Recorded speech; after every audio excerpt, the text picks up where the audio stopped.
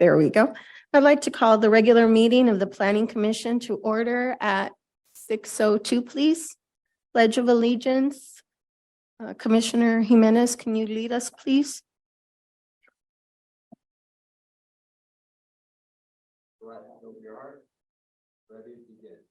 I pledge allegiance to the flag of the United States of America and to the republic for which it stands, one nation, under God, indivisible, with liberty and justice for all.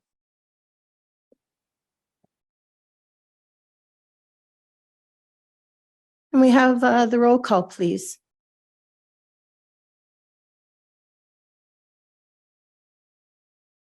Definitely, Chairperson. Commissioner Flores, Present. Commissioner Jimenez, Present. Commissioner Mora, Present. Vice Chair Ayala, Present. Chair Carbajal, Present. 5-0 present. Thank you. Item number 4, ex parte communications. This is intended to allow all officials the opportunity to reveal any disclosures regarding site visits or ex parte communications about public hearings. Are there any ex parte communications from our commissioners? None here. None here. And myself, none. Okay, public. Public comments are now open. Anyone joining us through Zoom can use the raise hand function if you wish to make a public comment or on any item on the agenda or not on the agenda. The planning secretary will see if you have raised your hand through the Zoom application. Please note that you have 3 minutes to speak. Planning secretary, do we have any members of the public present that wish to speak today? Via Zoom, no, ma'am, and I did not get any cards. Yeah. I will now close public comment and move on to the next item. Item number 6, public hearing, category exempt, CEQA guidelines, section 15301, class 1, conditional use permit, case number 707-1. I would like to call upon Assistant Planner Claudia Jimenez to please present item number 6, please. Good evening, Planning Commissioners, members of the audience and staff. Today, I will present to you item number 6. A conditional use permit case number 707-1, a request for a 10-year permit extension, network co-location, and the ongoing operation and maintenance of an existing 72-foot high monopine wireless telecommunications located at 10853 Painter Avenue in the heavy manufacturing zone, and the applicant is Virtual Site Walk on behalf of SBA Steel LLC.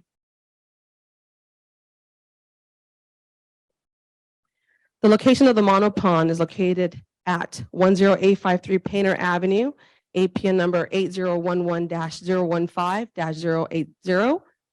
And again, the applicant is Virtual Site Walk LLC on behalf of SBA Steel LLC in the heavy manufacturing zone. A little background on the monopine.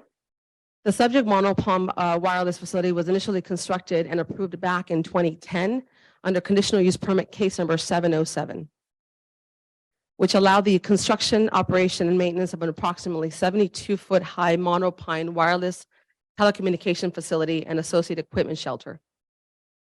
And since the original approval length of 10 years has lapsed, the subject CUP is being reconsidered today in accordance with the provisions set forth in ordinance number 1090.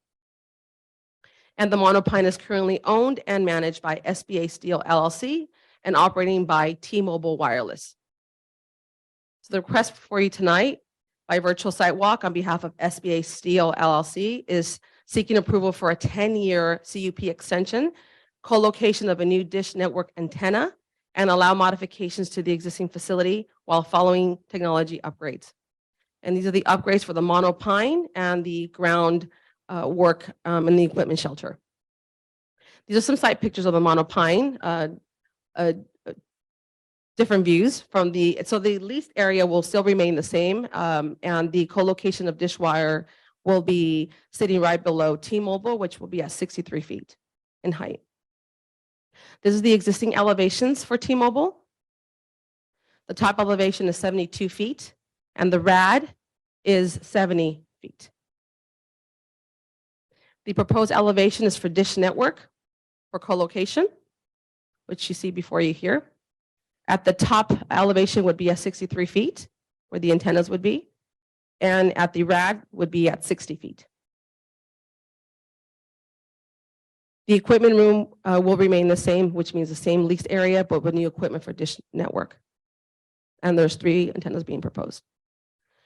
The proposed Dish Network co-location looks as is. So this is the proposal they're providing. As you can see, they're adding additional fronds or palm needles to the eucalyptus tree or monopine to discrete it. And CEQA findings, staff finds the project to be categorically exempt per section 15301, class 1 for existing facilities of the California Environmental Quality Act, the CEQA. And the monopine was constructed back in 2010 and no addition to building or leased area, and the use remains unchanged. Public hearings were sent out June 2nd, 2023, and mailed within 500 feet in radius. Also posted in Santa Fe Springs City Hall, the library, and also the City Town Center kiosk. And also published in the Whittier Daily News on June 2nd.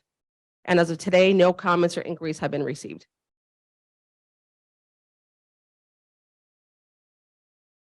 For your consideration, the equipment upgrade will meet requirements of ordinance number 1090. The overall height will remain unchanged. No additional leased area.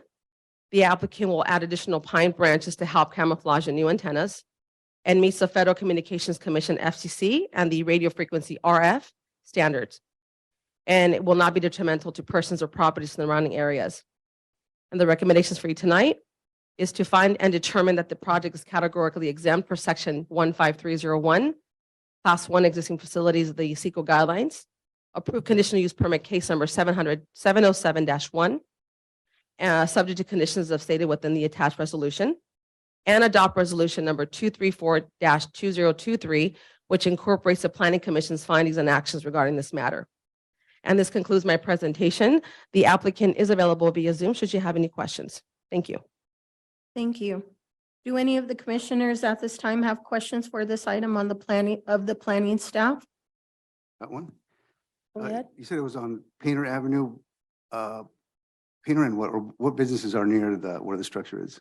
The mostly warehouses that they're located in that location. No residential in the surrounding area. Painter, I can't tell you off the bat. That's okay, but no Yeah. residential in the area. Mhm. That makes- okay. There's no residential And in then the no surrounding reported area. issues in the past 10 years? with the- None whatsoever. Okay, Mhm. thank you. Any other questions, commissioners? Okay. I would like to open the public hearing at 6:10. I would like to call upon the applicant or applicants if they wish to speak, please approach the podium or use the raise hand function at this time.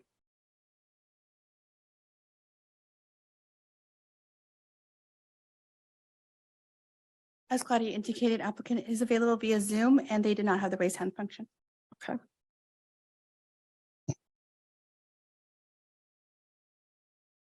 Do any of the commissioners have any questions for the applicant at this time? No. Oh, Claudia. Is there anyone from the audience wishing to speak on this matter? If so, please use the raise hand function or approach the podium.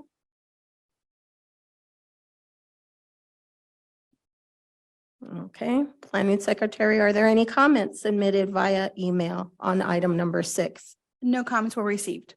Thank you. I would like to close the public hearing at 6:11 PM. Do the commissioners have any comments regarding this matter? This will be the time for our deliberation on this. None. Is there a motion to approve resolution number 234-2023 for conditional use permit case number 707-1? I'll move item number 7. Second?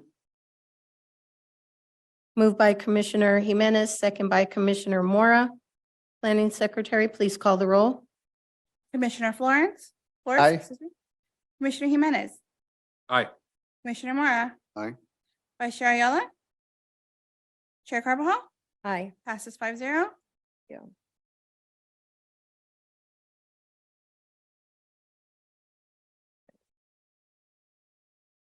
And through the chair, the commission's action on this item shall become effective 14 days after receipt by the applicant of written notice of the commission's action. The applicant and or any other interested party may file an appeal of the commission's action to the city council.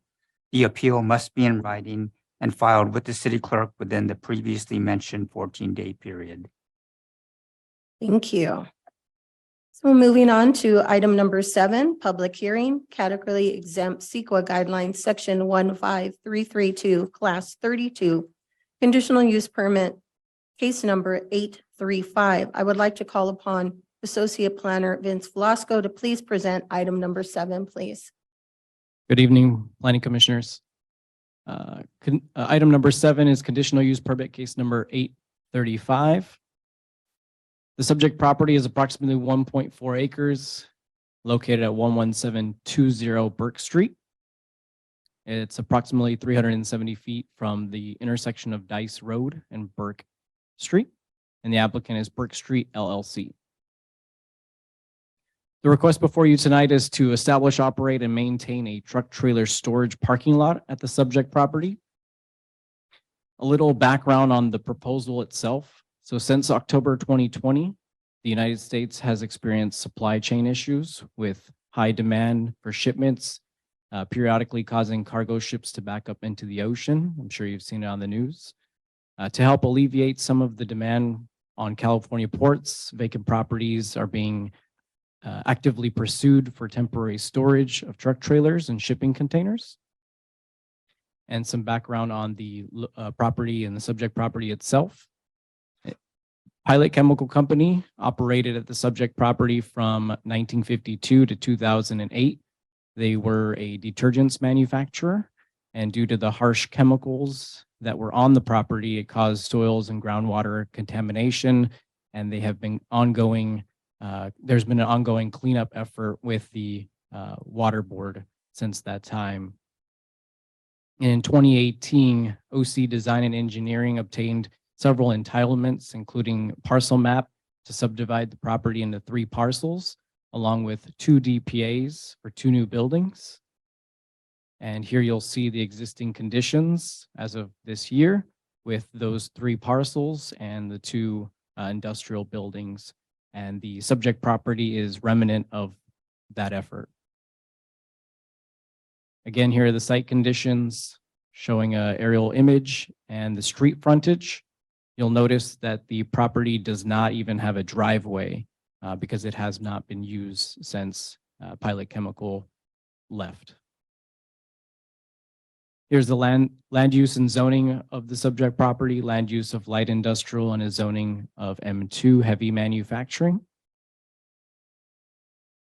And here I just wanted to call out a few of the neighboring tenants. You'll notice that they're also industrial uses along with a religious operation across the street. Pursuant to section 155-243 I-7 of the city's zoning code, I-7 requires that truck trailers obtain a conditional use permit before they can begin operating. And here are just a few of the site improvements that are listed out. I won't go through them. Instead, I'd rather show you visually. They are proposing a new 30-foot wide driveway, new drought-tolerant landscaping along the frontage. There is queuing for up to 2 trucks with trailers, a new security office with accessible parking, a new security gate with screening, employee parking, a new 8-foot high perimeter fencing around the subject property. The rear of the property is what will be used for the truck trailer parking. And then lastly is the soils vapor extraction equipment that will remain on the site to help with the ongoing mitigation efforts imposed by the water board. So to highlight the operations themselves, the use will provide temporary parking for empty shipping containers on the trailer chassis. The trailer stalls will be leased to nearby businesses to offset their demand. The containers will remain on the chassis at all times, and up to 3 employees will dispatch the trailers and secure the property. Here's a rendition of what the security office could potentially look like. It's proposed at 315 square feet with 2 restrooms used for employees and truck drivers. The city's zoning code requires 2 parking stalls. However, the applicant is providing 4 and therefore exceeding the parking requirements. Similarly, the landscaping requirement is 2,663 square feet, and the applicant is exceeding that with 4,468 square feet. For the environmental review, staff has found that the project is category exempt pursuant to Class 32 infill development. And I wanted to also highlight that the applicant prepared a traffic screening analysis. It was prepared by EPD Solutions. There will be a total of 27 daily trips. And pursuant to California's Office of Planning and Research, anything less than 110 project trips per day is considered less than significant. Therefore, this has been screened out for further VMT analysis. Additionally, on March 7th of this year, the city's traffic engineer accepted the traffic screening analysis and determined that no additional studies or detailed analysis is required. The public hearing notice was mailed out to all surrounding property owners on June 2nd, as well as noticed in the Whittier Daily News on June 1st. And for your consideration tonight, the trailer yard will be a substantial upgrade to the existing site conditions. As previously mentioned, is a vacant site. They have had some issues with homeless. The anticipated 27 passenger vehicles per day is less than the 110 threshold, and therefore the impacts are considered less than significant. The trailer yard will help fill the needs of nearby industrial businesses and provide them with a safe place to store their excess trailers. And lastly, there has been conditions of approval added to the project relating to queuing, noise, security, and screening. As a result, staff recommends that the Planning Commission find that the project is category exempt, approve CUP 835, and adopt the associated resolution. That concludes my presentation. I have the applicant and the consultants in the audience, should you have any questions. Thank you. Thank you. Do any of the commissioners have any questions at this time for this item for the planning staff? I want to clarify, so this trailer and chassis storing, are they going to have regular trailers or just container storage only? It's going to vary. They plan to create lease agreements with those businesses should you agree and they obtain their entitlements. So I think it's subject to what that agreement entails, but it's intended to be shipping containers that are on the chassis. No stacking since they're on the chassis. Right. Yeah. No, there would be no stacking. Right, thank you. Any other questions? Yes. How long would they be staying in the facility? That's a good question. So according to the applicant, again, no leases have been obtained. Their goal is to enter agreements that would be 3 to 5 years long-term. And if it's on a shorter basis, some trailers could be there 3 to 5 days. It really depends on the agreement that they enter into. And the applicant can speak more to that if you need them to. Any other questions? One more, is there a certain amount, a limit of how many trailers could be there? Yes, it's subject to the parking, Okay, the number of They parking can't stalls, right? Put it anywhere else? Right. They cannot exceed the number of parking stalls Okay, great. that are approved on the site plan. Thank you. I would like to open the public hearing at 6:20. I would like to call upon the applicant or applicants if they wish to speak. Please approach the podium or use a raise hand function at this time.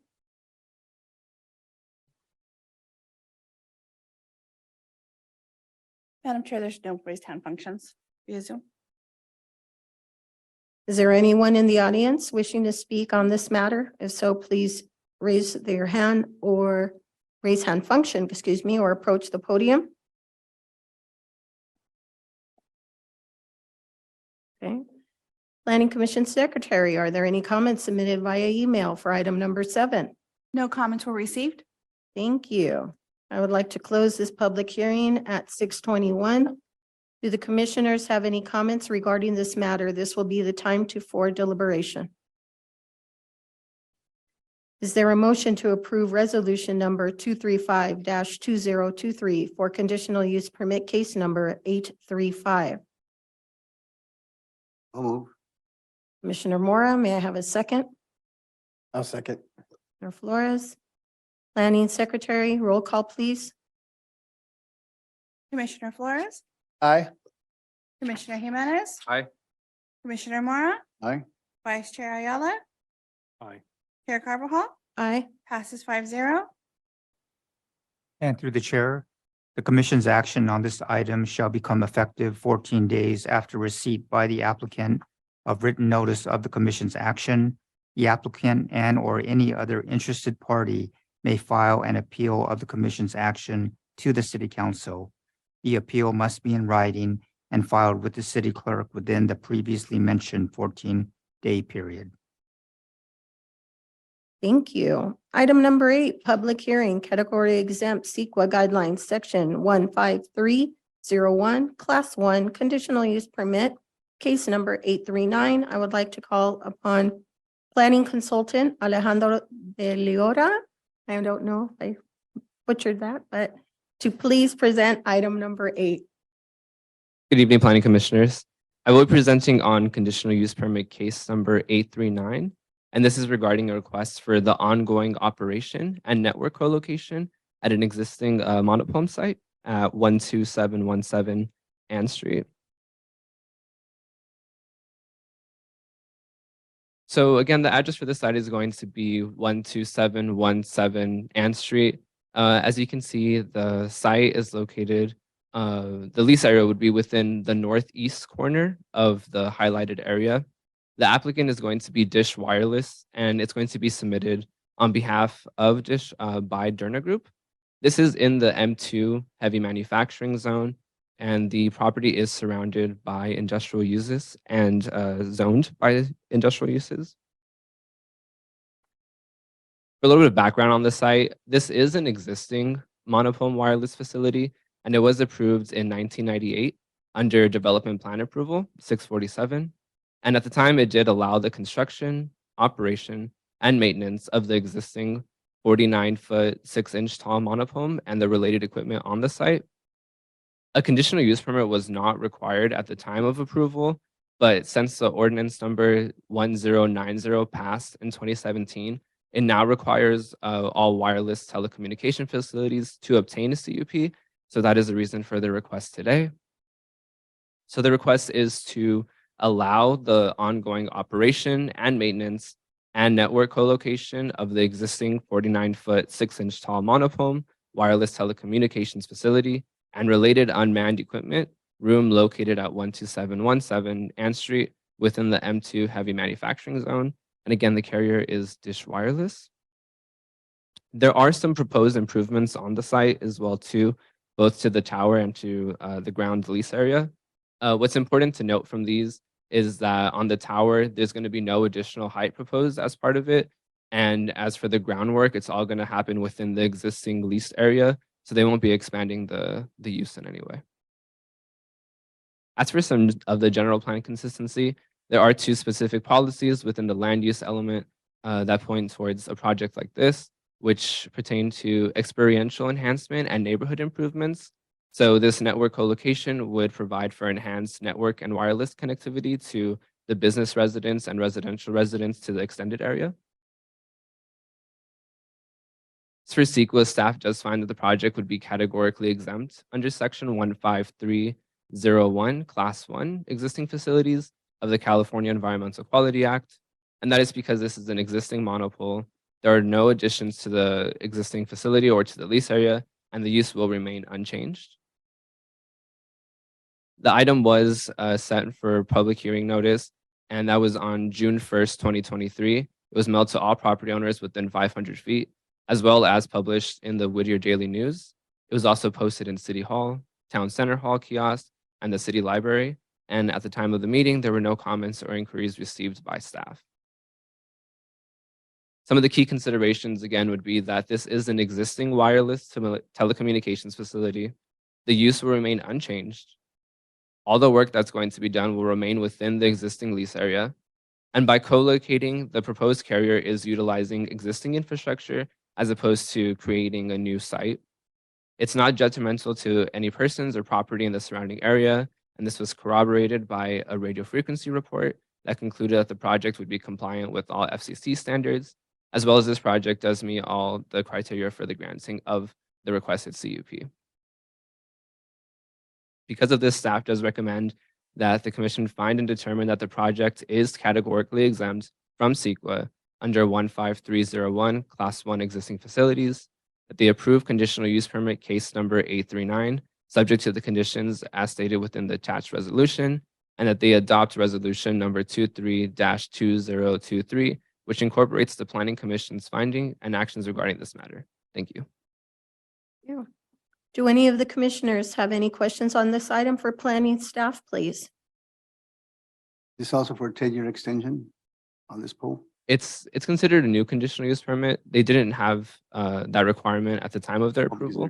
Okay. So this is for the co-location and to establish the conditional use permit. And then how long is that going to be for? It would be for 10 years. So they would be subject to the renewal. So in new 10 years. 10-year. Yeah. Thank you. Are there any other questions? I'd like to open the public hearing at 6:27 PM. I'd like to call upon the applicant or applicants if they wish to speak. Please approach the podium or use the raise hand function at this time. Is there anyone from the audience wishing to speak on this matter? If so, please use the raise hand function or approach the podium. Planning Commission Secretary, were there any comments submitted via email for item number 8, please? No comments were received, Madam Chair. Thank you. I would like to close the public hearing at 6:28. Do the commissioners have any comments regarding this matter? This will be the time. Is there a motion to approve resolution number 236-2023 for conditional use permit, case number 839? A motion. I'll second. Commissioner Ayala, Commissioner Jimenez, second. Planning Secretary, roll call, please. Commissioner Flores, Aye. Commissioner Jimenez, Aye. Commissioner Mora, Aye. Vice Chair Ayala, Chair Carbajal, Aye. passes 5-0. Thank you.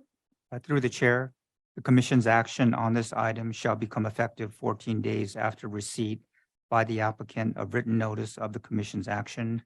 The applicant or any other interested party may file an appeal of the commission's action to the city council. The appeal must be in writing and filed with the city clerk within the previously mentioned 14-day period. Thank you. Item number 10, new business, continued from May 8th, 2023 Planning Commission meeting regarding the Parkway tree removal appeal decision, resident request for removal of Parkway tree. Oh, I'm sorry. Okay, I wanted to finish faster. Somebody had to throw in a 9. That was great. Okay. I love it. Don't want a presentation. It's okay. But public hearing, here we go. Category exempt, CEQA guidelines, section 15332, class 32 lot line adjustment. Number 2023-01, development plan approval, case number 1003. I'd like to call upon Associate Planner Vince Velasco to please present item number 9. Thank you. Thanks for having me back. I'll try to make this quick. All right, so case number 9. Oop. Good. So the project request before you tonight, the lot line adjustment to consolidate 2 existing parcels into a single parcel, and the development plan approval for the construction of a new 57,489 square foot concrete tilt-up building.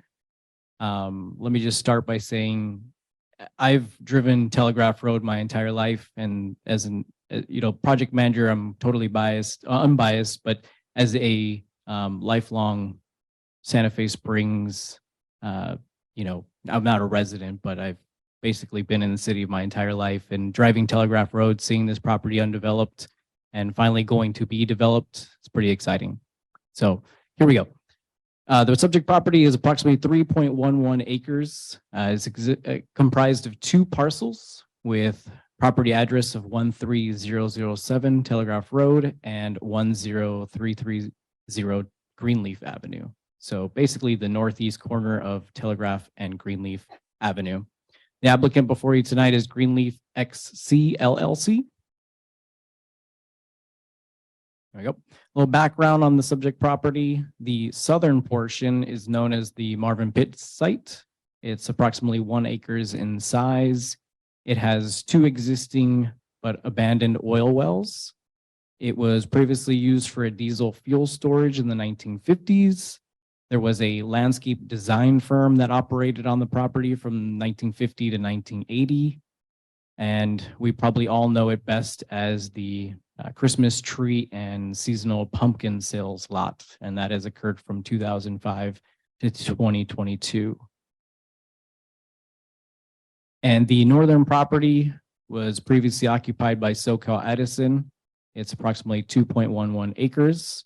It was a dumping station. And in 2008, all of the facilities were demolished. Again, there are 2 existing and previously abandoned oil wells on the southern portion of the property. The one to the east was abandoned in 1934 and again in 2010. The oil well to the west was abandoned in 1971. On January 31st of this year, there was an oil well leak test that was conducted. And on February 7th, those reports were provided to CalGEM. It was determined that the wells, both of them, were not leaking. And on March 10th, CalGEM sent a site well review letter. Mr. Velasco, Oh, can I yes. stop you here? Sure. Mr. Mora is going to step down. He has a conflict because he lives a certain distance from the project site. So he's going to step down from the dais and exit the room. I believe it's the business, right? That is right. Mhm. Yeah, for clarity. My apologies, I didn't realize the address, but yeah.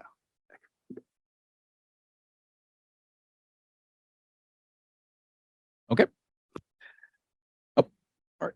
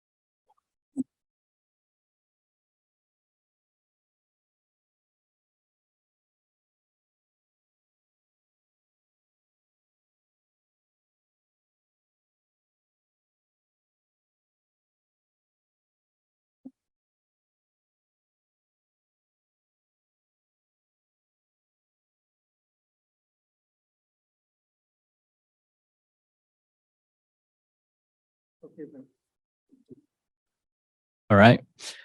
So just to summarize the CalGEM items, basically CalGEM has confirmed that the wells were previously abandoned, but they are not abandoned to current standards. However, the project will not be built over the wells, and therefore the requirement to have them re-abandoned it does not apply. However, the well status is going to be included and recorded in the title information for the current property owner as well as future property owners. Here is just a quick snippet and to show you that again, the wells will not be built over and the applicant will be required to adhere to Chapter 117 of the city's municipal code for oil and gas activities, as well as meet all fire and building code requirements.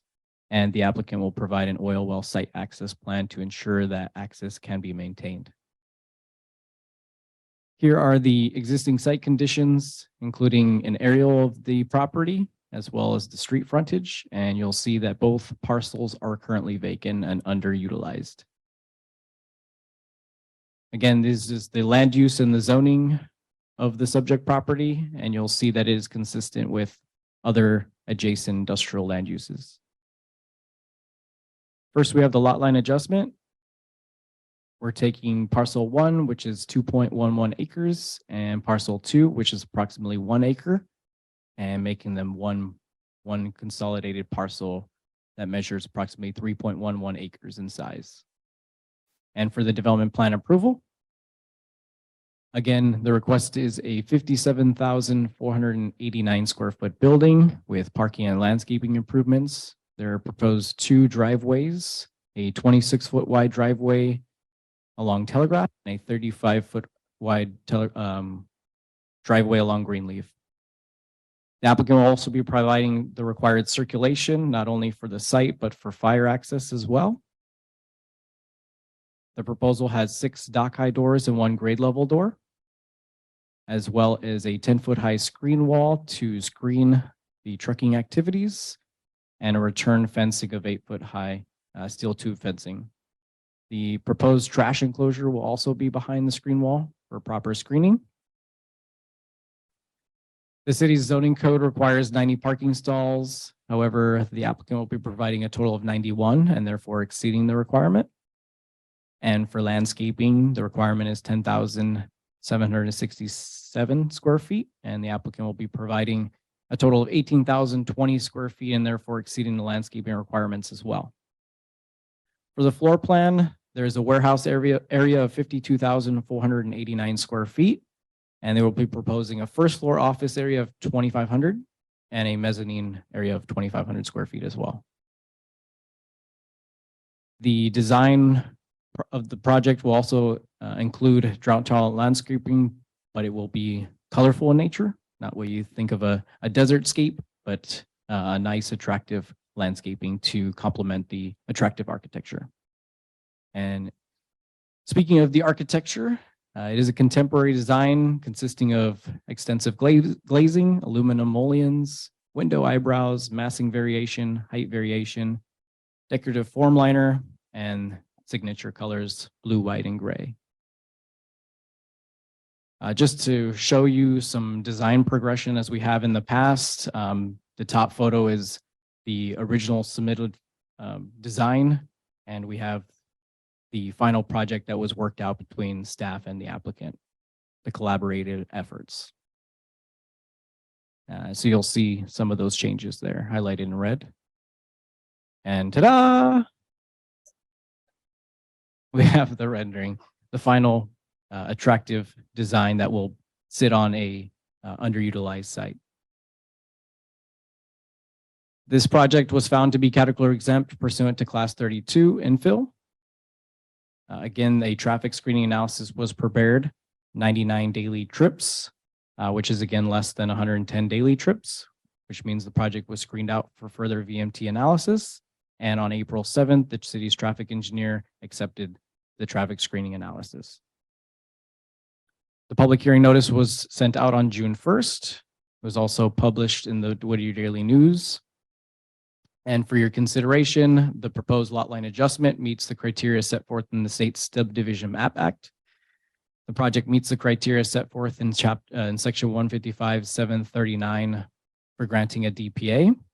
The project involves the construction of a new attractive industrial building on a site that is currently underutilized and undeveloped. And the design of the new building provides high quality architecture as demonstrated again by glazing, pop outs, recessed areas, variations in height, materials, and colors. Therefore, staff recommends that the Planning Commission also find the project category exempt, approve both the lot line adjustment and the development plan approval, as well as adopt the associated resolution. That concludes my presentation. I have the applicant in the audience as well to answer any questions you may have. Thank you. Do any of the commissioners have any questions on this item for the planning staff? I have one. On this one, I know you were showing how the landscape was going to be? Are they going to be putting in artwork? Or are they going to contribute to the art? I don't think that's been decided yet. The applicant would be the one to answer that question, but there is no artwork currently proposed. Thank you. Okay, I would like to open the public hearing at 6:42. I'd like to call upon the applicant. If they wish to speak, please approach the podium. Commission, thanks for taking the time to review our project. I'm sorry, can you please state your name and residence? Yeah, my name is Scott DeCesar. I'm representing Zeebeck Realty. I currently live in Irvine. It's been a pleasure working with Vince and team. I'm representing Zeebeck Realty. We primarily work on Class A industrial real estate. We've had success in the city in the past with a couple of projects on Sorensen and Washington. And it's been a great experience working with the city on those projects and hope to continue it with this up until this point. Working with Vince and Wayne and team has been very positive, and we hope to continue that success. So thank you. Thank you. Do any of the commissioners have any questions for the applicant? Is there anyone from the audience wishing to speak on this matter? Planning Secretary, were there any comments submitted via email? No comments were received, Madam Chair. Thank you. And you could step down, sir. Thank you. Okay. I would like to close the public hearing at 6:44. Do the commissioners have any comments regarding this matter? I do. I just think it's a great thing that we're having you come to our city, and it's gonna beautify that lot. It's a really good job. But thank you. And can I have a motion to approve 237-2034 lot line adjustment? Number 2023-01 development plan approval. All motion. I'll second. Planning Secretary, please roll call vote. Commissioner Flores, Aye. Commissioner Jimenez. Aye. Commissioner Mora was recused. Vice Chair Ayala. Aye. Chair Carbajal Aye. passes 4-0. Sorry. Through the chair, Commission's action on this item shall become effective 14 days after receipt by the applicant of written notice of the commission's action. The applicant and or any other interested party may file an appeal of the commission's action to the city council. The appeal must be in writing and filed with the city clerk within the previously mentioned 14-day period. Thank you. Welcome to the city. Item number 10 now, new business, continued from May 8th, 2023 Planning Commission meeting. Parkway tree removal appeal decision. Resident request for removal of Parkway tree at 10408 Ridley Avenue. I'd like to call upon Interim Director of Public Works. Through the chair, may we have a very, very short recess? I want to go through the FPPC regulations with two commissioners who live within 500 and 1,000 feet of the project. Because of the nature of the project, I think it'll be very short. So can I just speak to Commissioner Ayala very briefly? So we'll take a short recess at 6:45. I'm going to take them separately.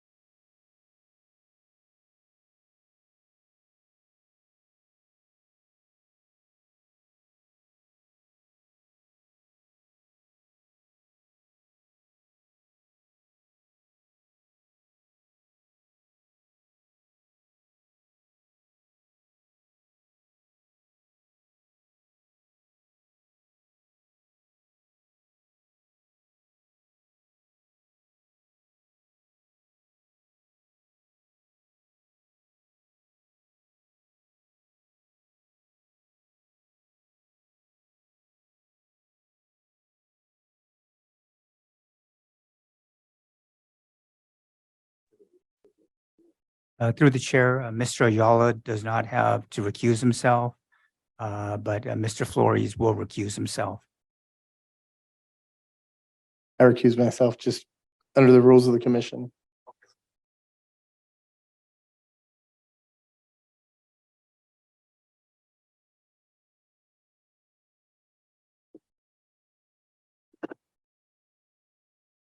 Reopen the meeting at 6:48. Go ahead. Go ahead. Okay. Yes. Good evening, Planning Commission, Chairperson and members, members. At the last meeting on May 8th, I was asked to follow up with the city arborist regarding the tree, particularly if it would be at risk if the city were to authorize a one-time clean out of the sewer pipe with a root destroyer. This was something that I went ahead and followed up on, and I have a short presentation if I can figure out how to run it. There we go. If we can go to the next, see if I can go to the next slide. Okay, we got it. So first, this is the real quick recap of the history. We're down at number 6, which is down at June 12th, 2023, where I have come back to give you sort of the opinion of the arborist based on your request of whether the tree would be compromised as a result of the root destroyer. To sort of take us back, the arborist went out and visited the site one more time. He again noted that the tree was a healthy tree and that he noted it would not be impacted by a one-time root destroyer because the roots that are in the pipe are actually small fibrous roots that look like a webbing that specifically seek water. So they're really, really tiny. They're not like the master tree roots, and they just kind of continue to meander and follow where water might be. He also noted that if the tree is removed, that there isn't any guarantee that other root systems might find those same cracks within the clay pipe and then continue to infiltrate that pipe and cause, issues to the homeowner regarding that pipe specifically. He lastly noted that there are methods in place if the homeowner wants to replace that pipe, that he would be able to reconstruct the pipe lateral without trenching the yard specifically, but that would minimize the potential for harming the tree in the future, but that would be up to the homeowner to take that action and request permission for that. Again, our position regarding the policy that's in place for tree removals. The tree is not dead. The tree is not dying. The tree is not diseased or insect infested. It is not posing a danger. It is not damaged beyond restoration. It is not damaging certain structures within the policy. And it is a conforming tree with the master tree plan of the city. With that said, in the agenda item report, the three recommendations are to reaffirm the decision to deny the request to the property owner to have the city remove the tree at 10408 Gridley Road, as well as for the planning commissioner to consider directing staff to provide a one-time root destroyer, as well as to consider allowing the property owner at 10408 Gridley Road a permit to remove the parkway tree at his or her own homeowner expense. So that concludes my recommendation, and I'll be happy to take any questions.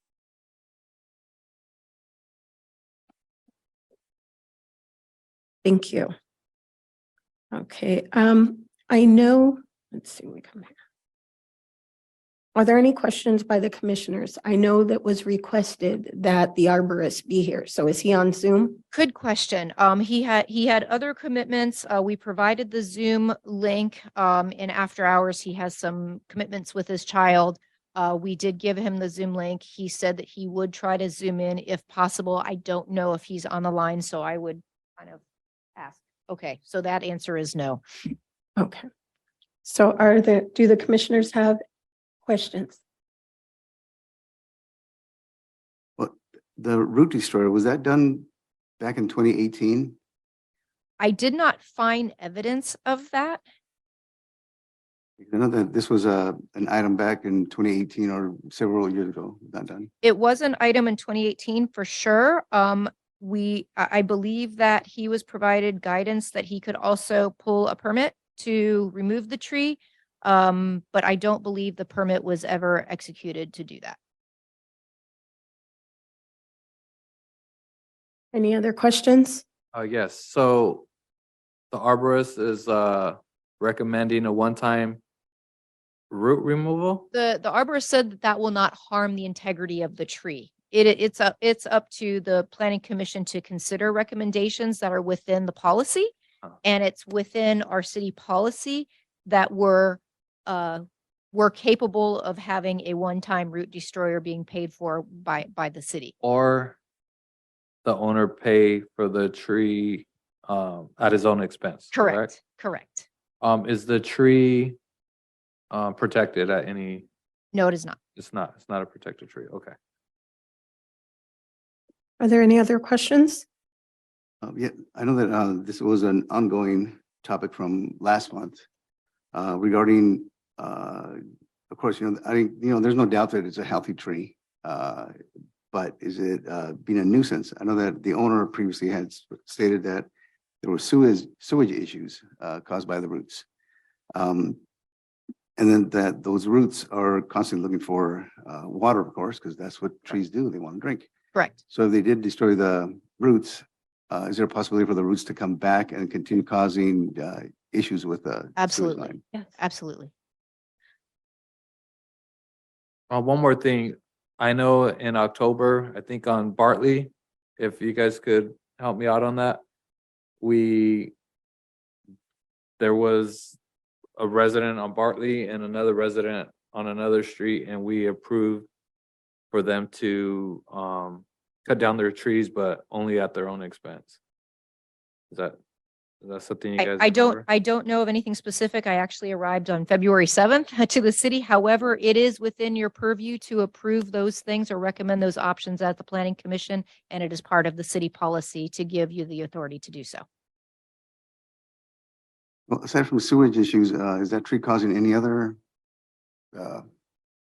damage to the property? The property owner submitted that there was uplifting of sidewalk. We conducted an inspection of the sidewalk and it was still within the city tolerance for the sidewalk, the slabs, the connections from slab to slab. We have either replaced or provided a grind down service in the past one time on this site because the tree roots were lifting the sidewalk. So it's entirely capable of doing it again as well. That would be a city maintenance issue to deal with that. There was also indication that it could be affecting the curb. I believe there was a photo of a crack in the curb that was shown. But again, that's not hugely uncommon within the city. So from our standpoint, the tree is in healthy condition and has not been a nuisance in our perspective. It may very well be a nuisance in the owner's perspective. Do we know, when was the last time that the concrete was, the sidewalk was repaved? I'm looking at the picture right now and it's obvious that there's two different shades and one looks fairly new. It may be in my prior report. I don't have the answer on it, but I believe it was sometime between 2018 and now.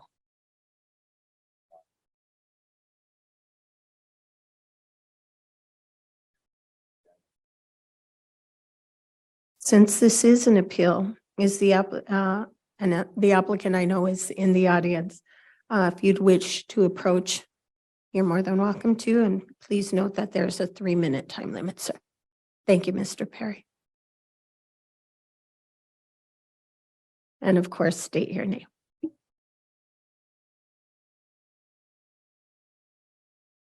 Good evening, Madam Chair and Commissioners. My name is Eddie Perry and I reside at 10408 Gridley Road with my wife and 4 children.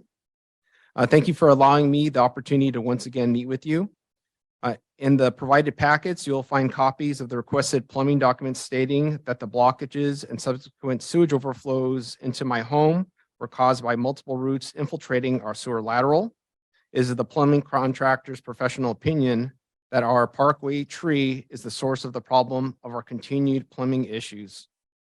I have also included invoices of the flooring replacements that was damaged during the December 2022 and March 2023 backups of raw sewage into our living spaces.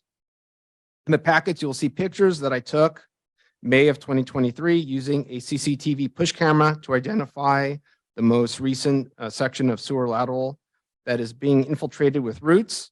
The sign in the middle of the yard marks the location of the infiltrated piping in the pictures. As you can see from the zoomed out picture, I do not have any plants in proximity to this area. My wife and I take pride in our home and have spent numerous hours and money to make our home loving and safe for our children. I feel that this has become a safety and health issue for my family, and an expense I should not have to endure, and something I did not create. The overflows of raw sewage and fecal matter into our living areas is no joke and can be avoided. Please note, at a 2022 Planning Commission meeting, a similar appeal was submitted for a much smaller tree at 9837 Bartley Avenue. The homeowner was granted to obtain a permit to remove the tree. Also in 2022, after much controversy and discussion, the city council approved removal at the city's expense, 27 healthy pine trees on Maidstone. Reasons given why these trees should be removed are the same as mine, with the exception of none having having sewer line blockages. In conclusion, once again, I humbly request removal of the oak tree in my parkway at the city's expense. The city planted this tree and should be responsible for correcting the problem. My family has already incurred numerous expenses related to the location and size of this tree. It is a nuisance for several reasons, but my biggest concern is the health and safety of my family. If it is not removed, the tree will continue to grow, and so will the root system. Roots will continue to intrude the sewer lateral, creating more backups, expenses, and raw sewage in our living spaces, which could lead to major health issues. Thank you for your time. And just as a visual aid, so everyone can understand the size of the piping. So this is the diameter of a 4-inch piece of pipe. So this is the same diameter of piping that is the sewer lateral that comes out to the city. So as you can see, with roots, it does not take much to cause an interruption in the pipe being able to drain properly. Thank you. Having no further comments or questions, I'd like to request. Question, Madam Chair. Go ahead. Yeah, did you replace any sewage lines with ABS, or were they originally, I know they were probably clay or galvanized steel? So I replaced 2 sections back in May, or sorry, back in 2018. I had worked an agreement once the initial request to have the tree removed was denied with Noe Negretti to allow for me to have a permit to dig down and remove a section from the sidewalk all the way to the end of the parkway to the curb. So the city, at their expense, removed the panels of sidewalk from my driveway to my neighbor's driveway. And I removed a section of clay pipe that had issues. That's in one of the pictures. Actually, in 2 of the pictures, you'll see where there's a large amount of roots, and then you can see the section of piping that I replaced. And then more recently, continue to have issues. The only clean out that I had was on the far side of my house. So in my front planter, I dug out another section, which you also see in the pictures. I installed a 4-inch clean out. So that way I have access to go from my front planter and to with a snake, and I can snake down the line towards the curb. So that way I do not have to go through my house. Are the root systems still going into the newly replaced sewage lines? No, they're not. They're continuing to go into the sections of clay. For the pictures that I gave that from in May from the CCTV, you can see that's the most recent of many issues that I've had with roots infiltrating into the pipe. Any other questions? Having no further comments or questions, I would like to request a motion to take action on item number 10.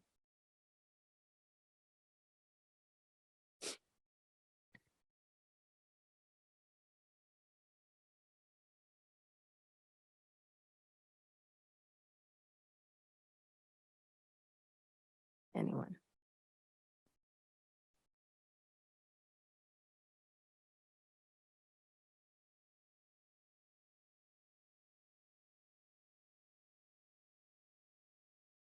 No. Just an opinion. I know that this has been an issue before. There's no doubt in my mind that that tree is healthy. We do have a policy in place regarding any kind of removal of healthy trees. However, with what was stated by, our planning director, public works director, sorry, thank you so much. And also, the resident, that's a huge tree. It's got an incredible canopy. And, I know firsthand I've had issues with plumbing backing into our home, and it's not a fun thing. But, if that tree were to be removed, or maybe just the roots cleared out, what are the chances that that system is going to grow back and continue causing the problem? Or if the tree was removed, whoever removed the tree, and the root systems continue to grow, then that would obviously not be a city issue anymore, and that'd be the homeowner issue. But we are here, I think, we want to have a quality of life for our residents. I try to put myself in, whenever there's an issue with a resident, I put myself in your shoes, what would I want to happen?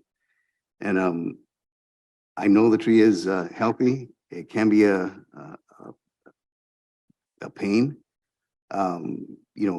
Health-wise, that's a big factor, because this could lead to, forget the expense, but, health issues.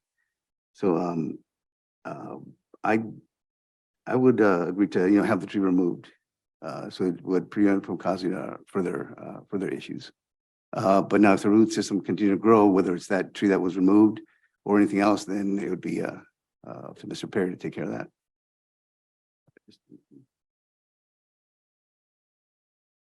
I only have one problem. We had residents prior in October complaining about the same problems, and we allowed them to remove the trees, but at their own expense. And actually, some people I knew off of Fredson, it was the same problem too. And we told them no, that we couldn't. If the tree, we denied the tree, they came for a appeal, and we said at their own expense. So, I mean, So if are we you do it for- asking if we do to it for one, amend? then other people are gonna be trying to come and do the same thing. Yeah. Are you asking the Commissioner Mora to amend his motion to remove, but at the owner's expense? Well, it's up to, Would Yeah. you I'm just- entertain that? Right. And then also, I know that, when was this tree policy written? It's been several years, but I don't know if anybody is aware of that, but I know it's been a while. And of course, I'm all for the trees, of course. But then when it starts to interfere with, the quality of life, then that's when I think something should be done. So maybe, I know this should be on a case by case, maybe take a look at that tree policy once again to see what we could do to, just improve our policy. Would you entertain to amend your motion to remove the tree at the owner's expense? Where he made a good statement regarding the Maidstone trees, and that was a huge undertaking. I think, we could probably help him out by the city removing the tree. Wasn't the Maidstone a project for all trees on It the was block? all trees, yeah, so there's just the one tree. Not just a single. So that's a little different. Okay, so there is a motion on the floor.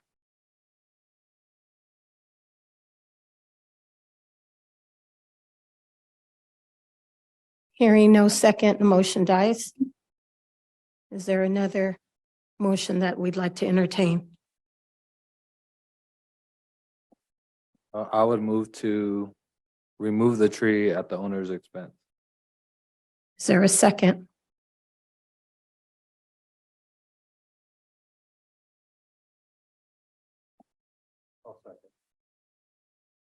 Commissioner Jimenez, second by Commissioner Ayala. Planning Secretary, roll call vote.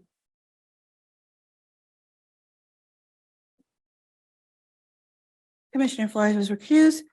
Commissioner Jimenez, Aye. Commissioner Mora, Nay? Vice Chair Ayala. Aye. Chair Carbajal, Aye. passes 3-1. Through the chair, I probably should clarify what happened with regard to the recusals. Commissioner Ayala and Commissioner Flores live with between 500 and 1,000 feet of the project. Both of them really did not have any conflict with regard to living that close to the project, but Commissioner Flores said that he did work at the address where the tree removal is going to take place, and that's why he recused himself. Thank you for the explanation. So with that so ordered. Okay, item number 11. Thank you New- very much for your time. Thank you, sir. New business, category exempt CEQA guidelines, section 15305, class 5, lot line adjustment, number 2023-20. I'd like to call upon Associate Planner Jimmy Wong to please present item number 11.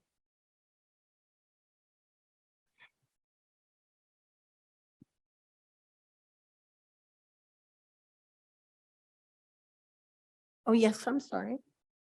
We forgot about it. One moment, Mr. Wong. Oh, there he is.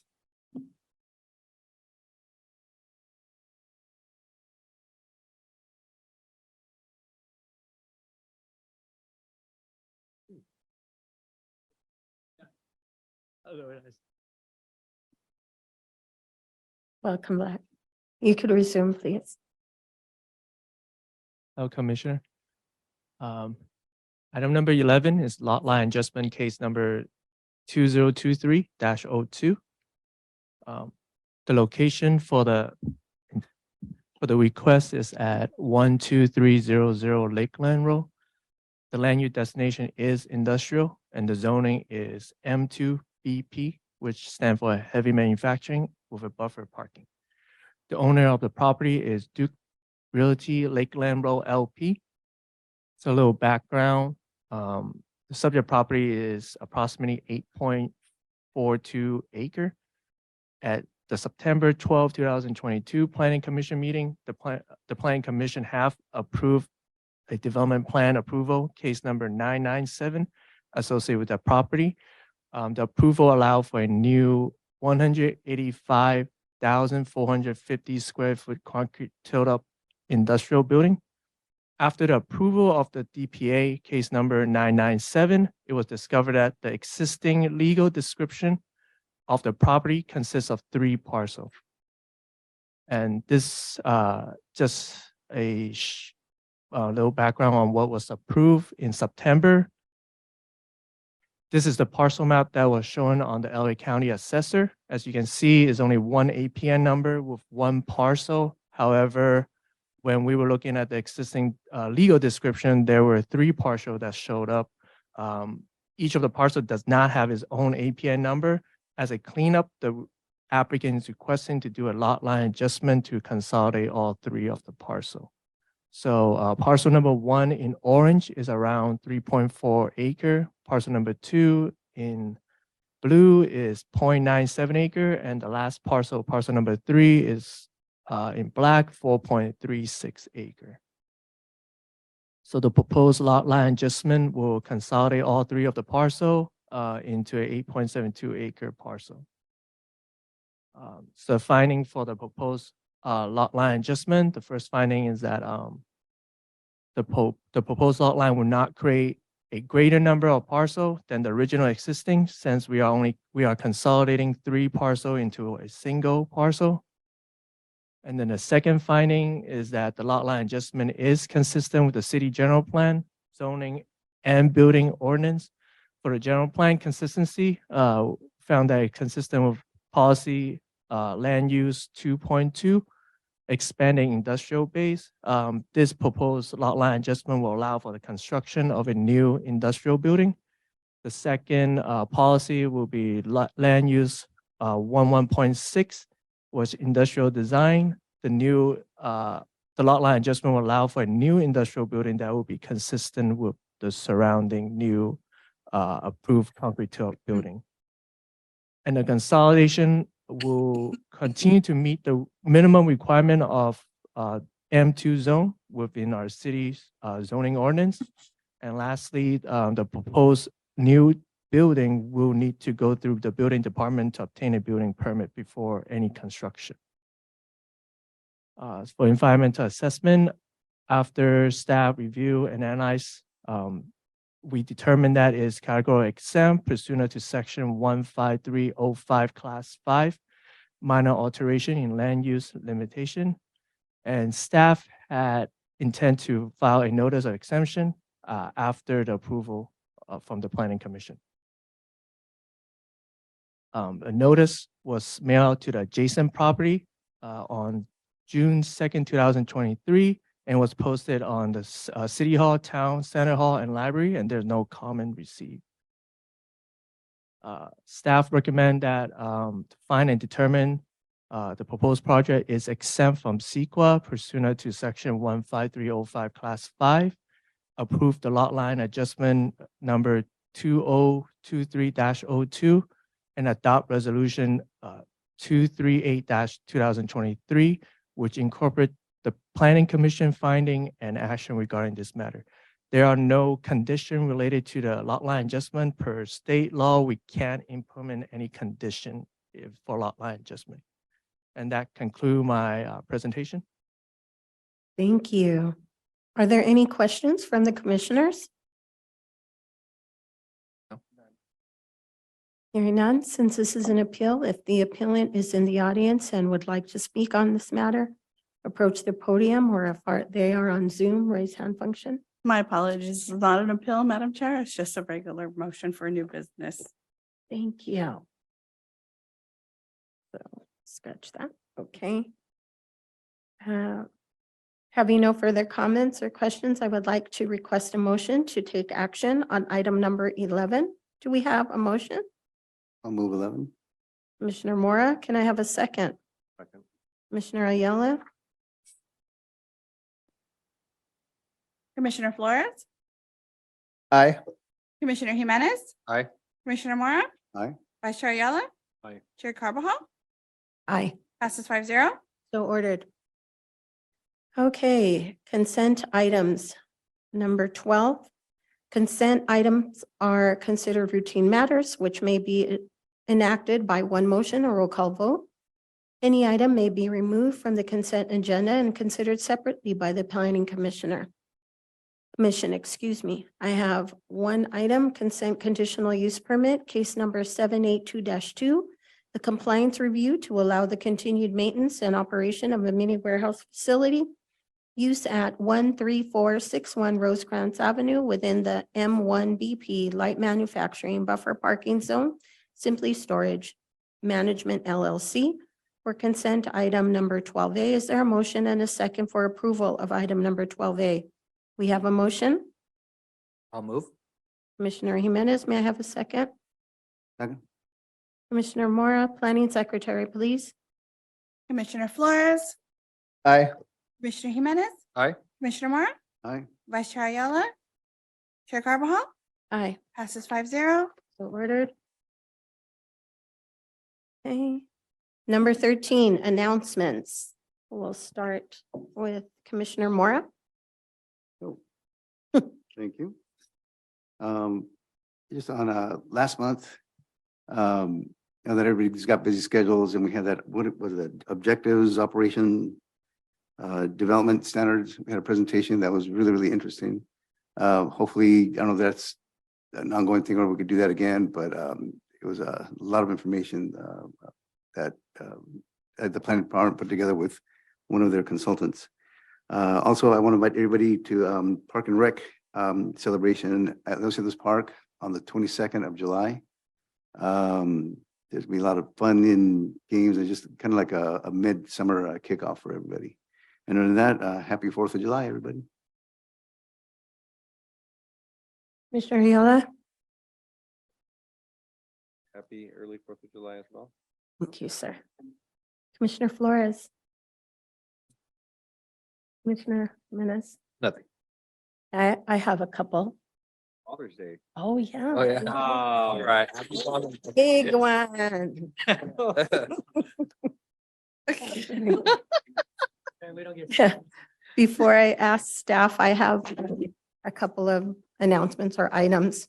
First off, on behalf of my brother, I'd like to thank the Planning Commission for having KFC open up. He loves it. I think he's our number one customer.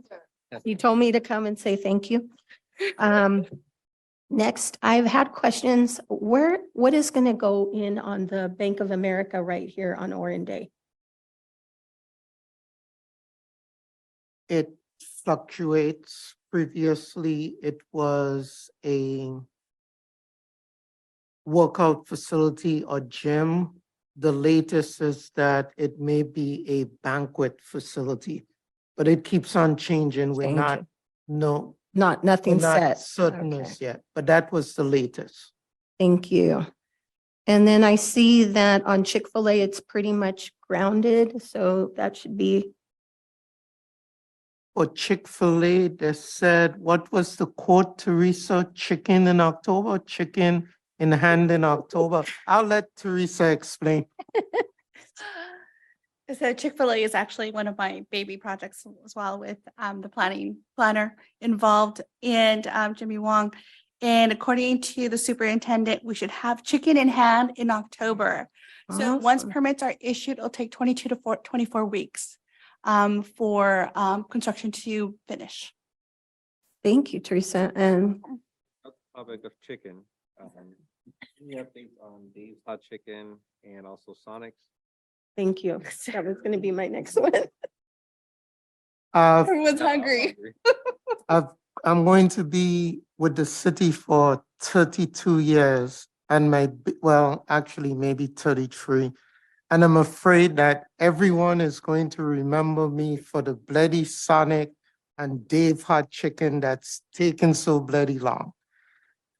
The latest they've told me is that ground grading in January, completion of the Sonic by the end of December, so by the end of this year, and then the Dave's Hot Chicken the first quarter of next year. But it's been so bad that I told them I really don't want to make it known. When you have the bloody tractor out there the day before, call me and then I'll announce it to everyone. That's how bad it's been. But that's the latest. As long as they don't serve bloody chicken.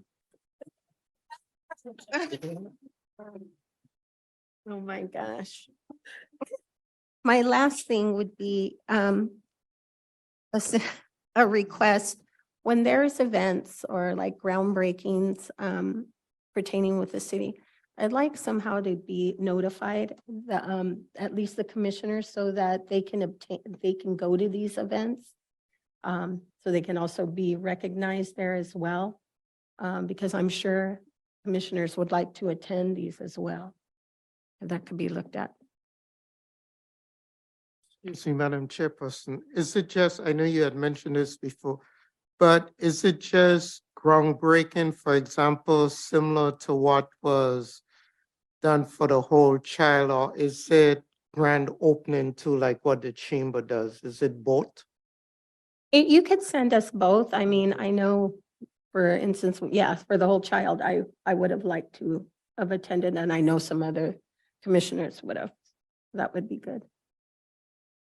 Okay, thank you. And that is appropriate in the sense that you are the ones that approve the project, so Yes, it's sir. kind of seeing it from when you approve it to it actually opening or started. Yes. So, thank you. We'll make sure that is done. Thank you. And my last thing would be if we can get some sort of badges for the commissioners as well, please. Okay, We could talk about that after or whichever. Okay. That's fine. Okay, lastly, are there any announcements from staff? So I have an announcement.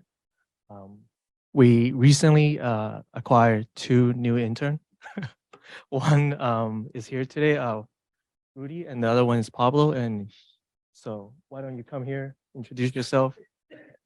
I'm gonna put you on the spot. 2 interns. Good evening, commissioners. I'm the new planning intern. My name's Rudy. I'm from Lakewood. I'm currently a 3rd year graduating at UCI. I'm be graduating this Sunday, and I will also be attending next year for a master's program, which I'm really excited for.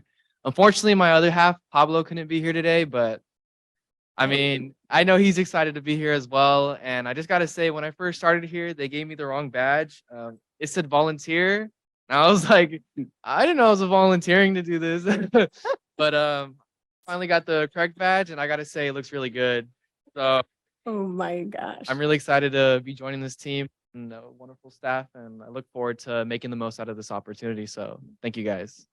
Thank you. Welcome. Any other staff? I have 2 quick announcements. I think the first is just in regards to a special meeting on June 22nd. Just to give you a quick summary of the purpose of that meeting. Staff is wrapping up our objective design standards project and will present the final objective design standards toolkit to you for basically review and consideration. There's no action that we're asking you to take. It's basically a toolkit that will be used for implementation into the various zones that we're adopting basically in July, on July 10th. Part of that meeting also will involve presenting draft standards for the new zones, the R4 zone, the mixed use zone, the mixed use TOD, and the mixed use downtown zone. So it'll be 2 different projects that we'll present with the anticipation that on July 10th, we will present the final targeted zoning code update project to you for consideration and approval, or I should say, consideration and recommendation to the city council. Second, normally, we usually commend staff behind the scenes, but today, just being proud of our staff and the great job that they did tonight in presenting their projects. Wayne and I, we happen to review and sign the reports collectively, but it's really our staff who does such a great job taking it to the finish line and delivering the project. So I just want to publicly commend our staff. That's all I have tonight. Thank you. Hi, I just want to just wish all the fathers a happy Father's Day this coming Sunday. So happy Father's Day. It's not easy. Vince, anything? Jimmy, anything? Teresa?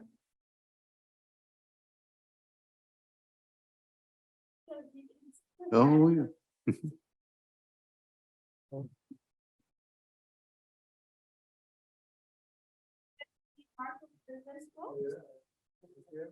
Awesome. Congrats. Yeah, so USC graduate, master's from Marshall's Business School, but still go Ohio State. Hello. I would like to say something about this for the staff. USC is the number 4 ranked school in the nation for public policy. I shared with some of you, we just beat Harvard in a national case study, and Berkeley and Syracuse. It's a lot of hard work, but USC does case studies and feasibility studies. So if you guys are looking on these projects, like some of the ones that you get consultants for, if you reach out to the Sole Price School of Public Policy, they'll have graduate students and a faculty advisor and a PhD student work on some of this free of charge. So they do municipal, county, state, and contrary to public belief, it's collaborative with UCLA. So we do a lot of policy initiatives and policy analysis with UCLA, and it's really a great thing that's available to public agencies. So just wanted to put that out there. Thank you. Nothing, Director. Okay, nothing else? I'd like to adjourn this meeting at 7:27.